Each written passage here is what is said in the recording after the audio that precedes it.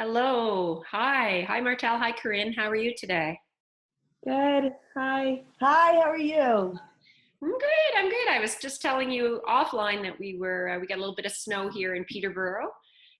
So it reminded us that summer is not quite as on the way as we had hoped, but things are really good here, and we're well. And I'm really glad to be having another conversation about self-reg with you. So, just to frame a little bit about where we're going today, I'm wondering, Martel, would you mind telling the folks watching a little bit about the story, a little bit about you, and why you're here with us, why you volunteered to join us today, and we'll see where that leads. Great, yeah.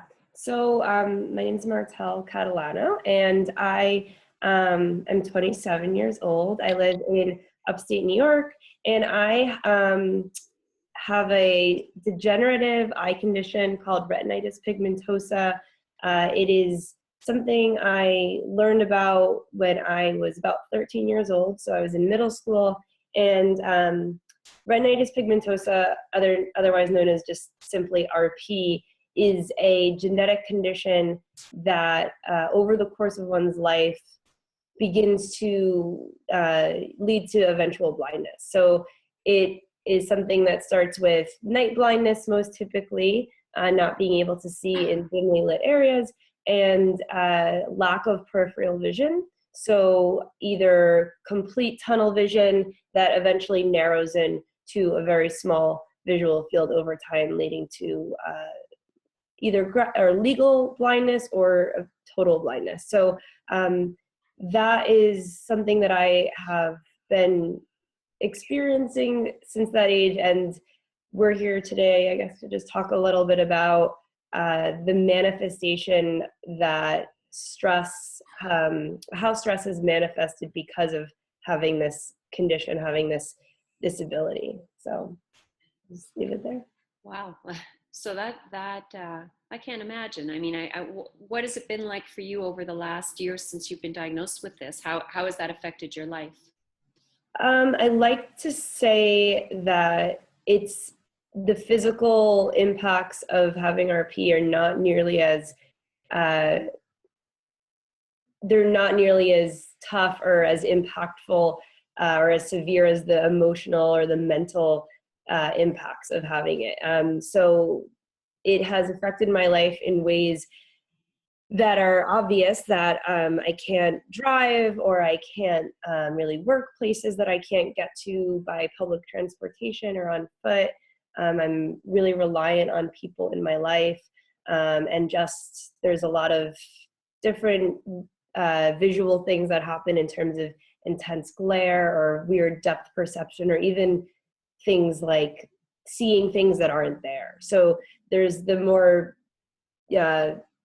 straightforward or more tangible impacts, but then there's the emotional impacts of being embarrassed to talk about it, or being embarrassed when you have a situation where you fall in front of a group of people because you can't see, not being able to go to the same things as your friends, and then just on a grander scheme, the emotional and mental stress of just constant anxiety over what you can and can't do, over just general little tasks, everyday tasks that to other people might come easier. So I know when I first learned about you, and I've met you through your mom, who I know through work. She began telling some pretty amazing stories about how amazing you were. And one of the things that I understood was that you had learned a little bit about self-regulation, about the understanding of the effect of stress on the brain body, and that it had resonated for you. And there had been a bit of an aha, so it had made you rethink a few things, or maybe put a few more into perspective. Is that an accurate portrayal of sort of how you found self-reg? Yeah, I think, and you might be able to speak to this too, but I think I would have never found out about self-reg if it weren't for like CoReg, which was my mom being able to use the act of self-regulation, probably first on herself, and then loan it to me, and me begin to reframe and recognize and move through the stages so that when I was living on my own, because I'm an adult, I could have the practice of self-reg on in my own life. But I wouldn't have come to it had it not been for her and her using that act of like co-regulation. Love that. And this is about more than just you're one example, and you bravely came forward and offered to let us use you as an example to learn from, but it applies to all different situations and all different young people, young adults, teenagers, our children that are struggling as well. Now the ceiling is falling. So that, and trying to figure out what it is we can do about it and how the science of self-regulation can help us. So maybe, Corinne, could you talk a little, since Martel spoke about it being really through you and co-regulation, can you tell us what that was for you and what it looked like? Sure. So I think, using the 5 steps of self-reg as a guide to sort of organize my thinking and the process of sort of what I went through and where we have arrived today is helpful. So this idea of reframing and gaining a deeper understanding of what was going on for Martel. And, she mentioned that she was diagnosed at 13. So having my oldest child, my daughter, become a teenager at the same time that she was learning about this, it was difficult, I think, to tease apart what was her being a teenager and what was her coming to grips, and me coming to grips with the realization that she was losing her vision. So reframing both her behaviors as stress behaviors, but also my own behaviors as stress behavior was really helpful and took a lot of work. And, I didn't, when we were going through this, I didn't have these 5 steps of self-reg to help myself understand this, but I have to say, as I've come to know you and Stuart and this framework, it's been amazingly helpful emotionally to sort of look back on this and say, oh, this is sort of what we were going through. So reframing again, for myself, that I was, acting out, honestly, responding in ways that were probably not my typical self, both to Martel and responding to her, her behaviors, if you will, her being a little bit volatile, again, reactive to me, was helpful. Recognizing the stressors, so certainly me allowing myself to imagine what Martel was feeling.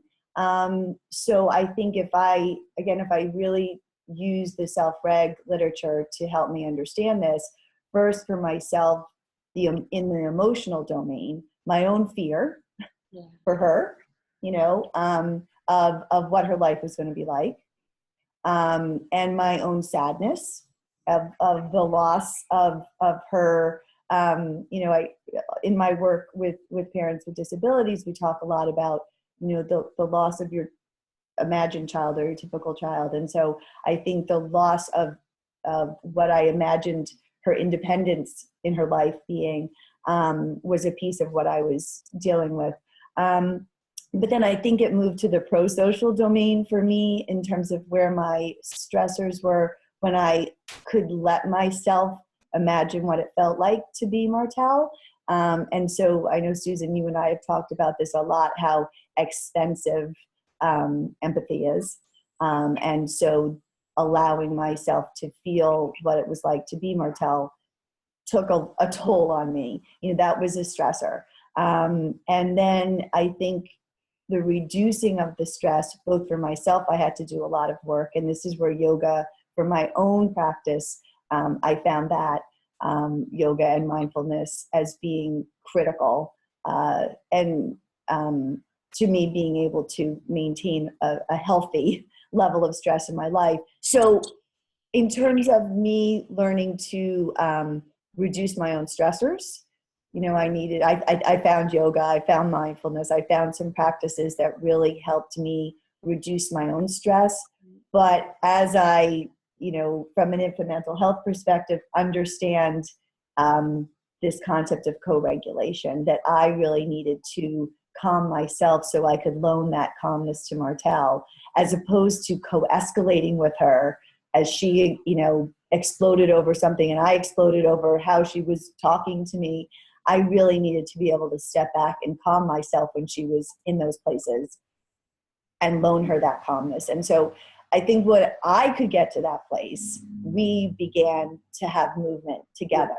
And so when I really think about this framework, I moved through those first 3 steps and got to this place of co-regulation. And then I think Martel started the 5 steps herself. And I'd love her to be able to talk about that, how she really, used these steps to work herself through to a place where she's much healthier right now.